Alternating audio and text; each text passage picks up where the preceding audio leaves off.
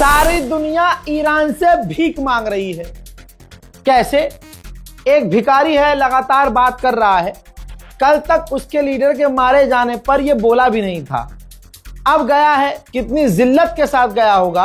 और आपको बता दूं कि फ्रांस और इटली बहुत उछल रहे थे, खासकर फ्रांस। खबर यह है आपकी स्क्रीन पर, ध्यान से देख लीजिए। फ्रांस और इटली दोनों ही देश लगातार ईरान से भीख मांग रहे हैं और रिक्वेस्ट कर रहे हैं कि भैया हमारे यहाँ तेल और गैस की बड़ी दिक्कत हो रही है, आम जनता परेशान है, मेहरबानी करके हमारे जहाजों को आप आने दीजिए। अब देखिए दुनिया लाइन लगा चुकी है ईरान से भीख मांगने के लिए। हमारे मोदी जी भी हैं।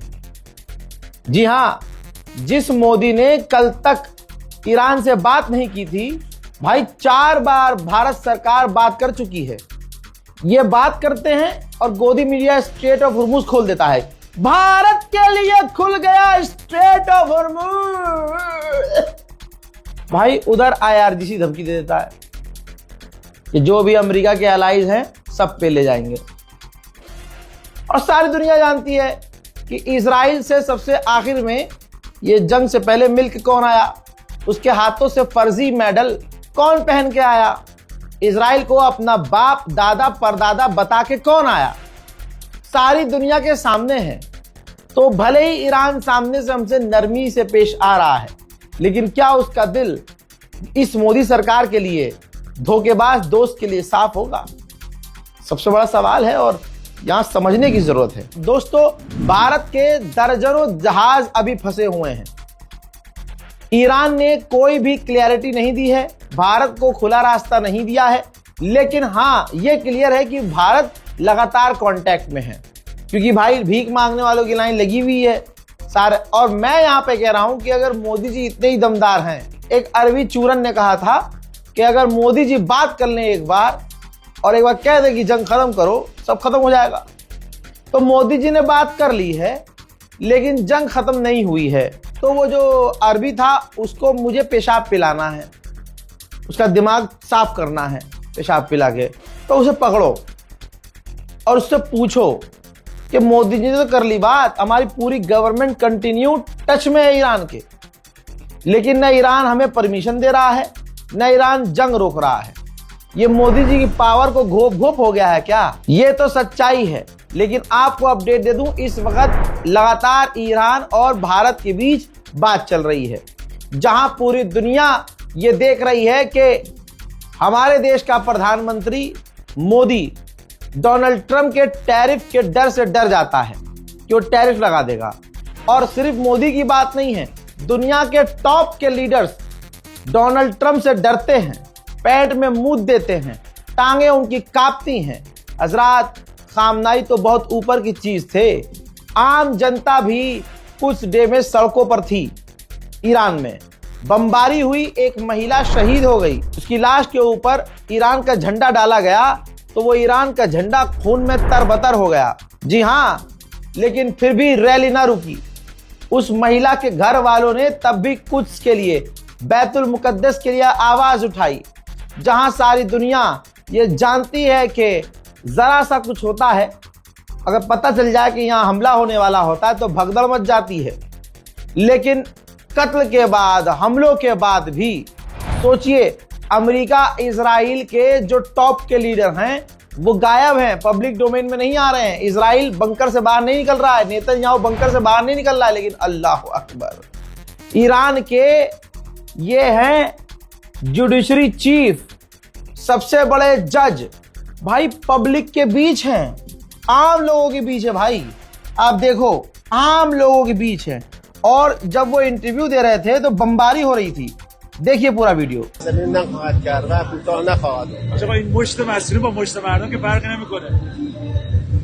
इंशाअल्लाह ما مثل مردم که نمیتونیم متاسفانه این شور و احساسی که مردم دارن، اما ما میخوایم با مردم، در کنار مردم تا آخرین نفس و تا آخرین لحظه در مقابل اونها بایستیم.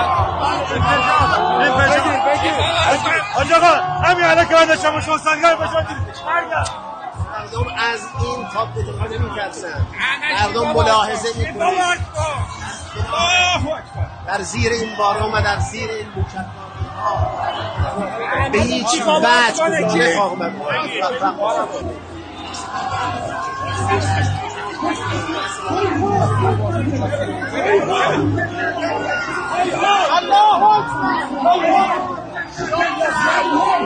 देखा आपने, ये होता है ईरान का शेर। इसे कहते हैं 56 इंच की छाती वाला। समझे? कभी डॉक्टर के कपड़े पहन के फोटो खिंचा लिए, कभी फौजी के कपड़े पहन के फोटो खिंचा लिया, कभी सरदार बन गए, कभी तुम अजीब मेरा मुंह औकात तुम्हारी। खाली फोटो खिंचवाने से कोई सुपर हीरो नहीं हो जाता है, शक्तिमान नहीं हो जाता है। ये देखो शक्तिशाली किसे कहते हैं। ये देखिए ईरान के सड़कों पर पेज़ेश्कियान, ईरान के राष्ट्रपति, पूरी दुनिया में तारीफ हो रही है। आज दुनिया देख रही है कि जिगरा किसे कहते हैं। ये होता है जिगरा। ऊपर से बमबारी हो रही है और हैंड टू हैंड हो रही है, और नीचे ईरान का राष्ट्रपति आम लोगों से हाथ मिलाता हुआ उस रैली में, कुछ डे की रैली में, बैतुल मुकद्दस की आजादी वाली रैली में शामिल हुआ। यही नहीं भाई, विदेश मंत्री अब्बास अरागची, भाई साहब देखो चेहरे पर कोई टेंशन नहीं, पब्लिक डोमेन में, खुले आसमान में ऊपर फाइटर जेट घूम रहे हैं, मिसाइलें दाग रहे हैं, अमेरिका और इजराइल बमबारी कर रहे हैं, चेहरे पे कोई शिकन नहीं, मुस्कान में कोई कमजोरी नहीं, आंखों में कोई खौफ नहीं, बल्कि एक सुकून है चेहरे पर, और वो मीडिया से भी बात कर रहे हैं। दुनिया देख रही है कि एप्स्टीन फाइल वाले बुड्ढे कितने बौखलाए हैं, और जिनका नाम एप्स्टीन फाइल में नहीं है वो सड़कों पर हैवानों से बिना डरे प्रदर्शन कर रहे हैं। एक महिला मीडिया से बात कर रही थी और उसी वक्त इजराइल ने हमला कर दिया। که واقعا دلمون روشن شد، خدا حفظشون کنه. فقط دعا میکنم براش، نذر میکنم براش، ان شاءالله که به حق پنج آقای امام زمان خوشش باشه.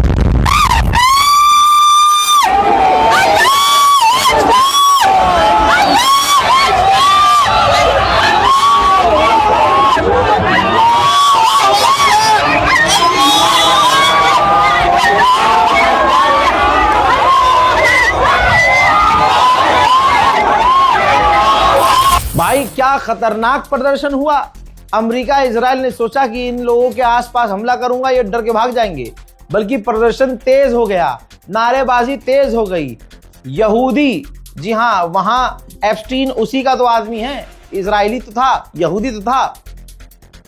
बैतुल मुकद्दस की आजादी की इस रैली में, बैतुल मुकद्दस के लिए जो रैली निकाली जाती है, इंटरनेशनल कुद्स डे, जिसकी शुरुआत ईरान ने ही की थी दोस्तों, उस प्रदर्शन में शैतान को जलाया गया जो इजराइल के द्वारा है। जहां आप उसे दज्जाल कह लो, शैतान कह लो, खबीस कह लो। ये देखिए एविल को जलाया गया इजराइल के झंडे के साथ। उधर जर्मनी और नॉर्वे की हवा टाइट हो गई है और दोनों ने मना कर दिया है कि हम अपने जहाजों को, हम अपने शिपमेंट को स्ट्रेट ऑफ हुर्मुज में नहीं भेजेंगे।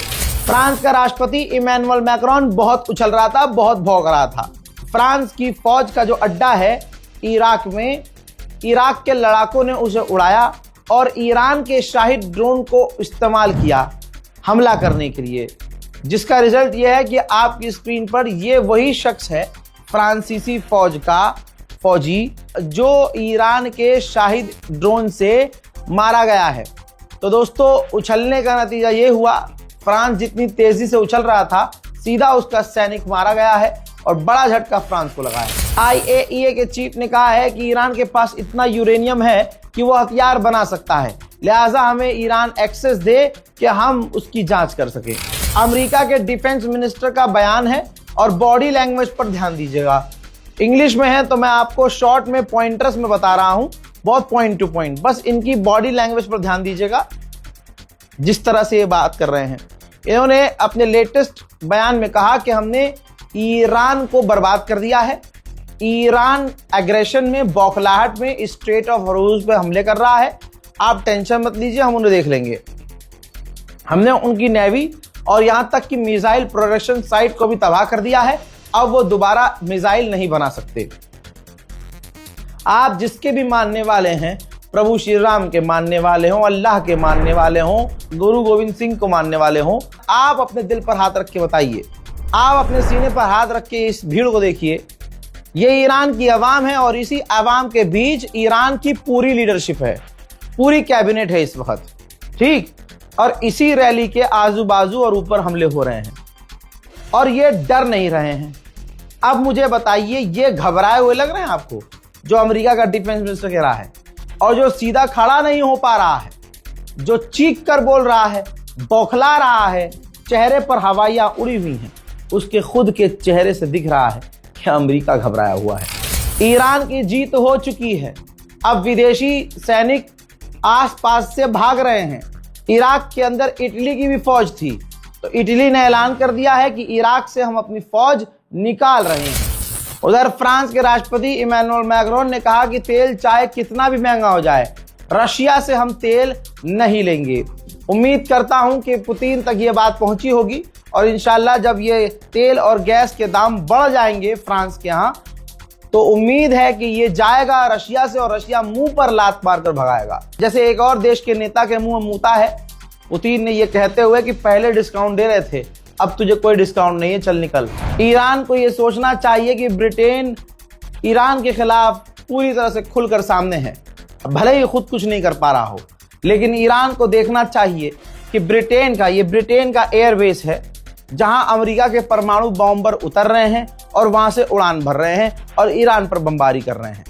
ईरान को सोचना होगा कि अगर सिर्फ जमीन इस्तेमाल करने की वजह से आप अरबों पर बमबारी कर रहे हैं, तो फिर ब्रिटेन की भी जमीन का इस्तेमाल हो रहा है और ईरान पर बमबारी करने के लिए परमाणु बॉम्बर ब्रिटेन के हवाई अड्डों से उड़ान भर रहे हैं, मिलिट्री बेस से उड़ान भर रहे हैं, तो फिर ब्रिटेन को क्यों बख्शा जा रहा है। उधर दुबई का तो दूध ही निकाल दिया ईरान ने। दुबई एक बार फिर से ड्रोन हिट हुआ है।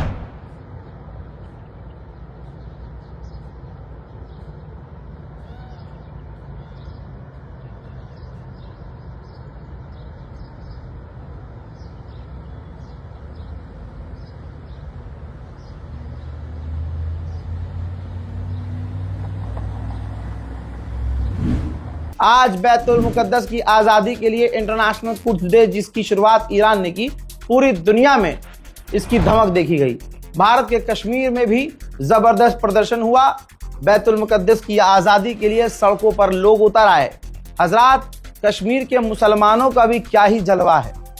दोस्तों, यकीन कीजिए, सबसे ज़्यादा गोली खाते हैं ये, सबसे ज़्यादा पुलिस प्रशासन से पिटते हैं ये, सबसे ज्यादा शहादत देते हैं ये, लेकिन वाह रे कश्मीर के मुसलमानों का ईमान और कश्मीर के लोगों की हिम्मत।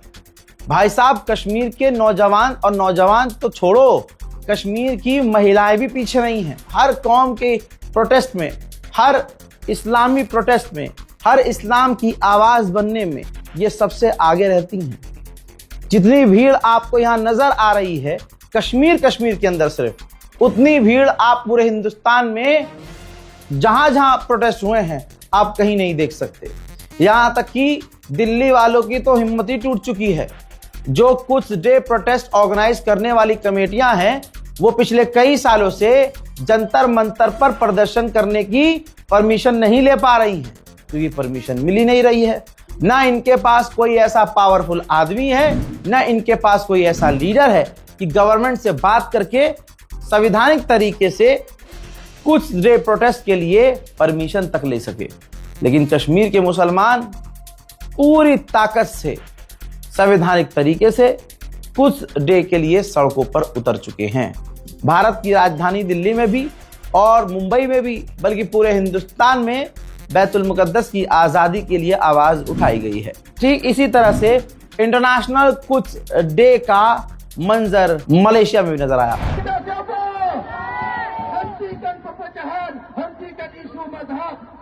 isu agama, siapa saja, apa saja agamanya, apa saja mazhabnya, seandainya mereka menentang syaitan Yahu Iblis dan juga menentang syaitan Akbar Amerika, kita perlu memberikan sokongan dan dokongan kepada। मोहतरम हज़रात, इस रिपोर्ट को शेयर कीजिएगा, अपनी राय comment में लिखिएगा। याद रखिएगा, अभी मोदी सरकार ईरान से बात कर रही है, ईरान ने कोई परमिशन नहीं दी है। ईरान परमिशन देगा तब हमारे जहाज निकलेंगे।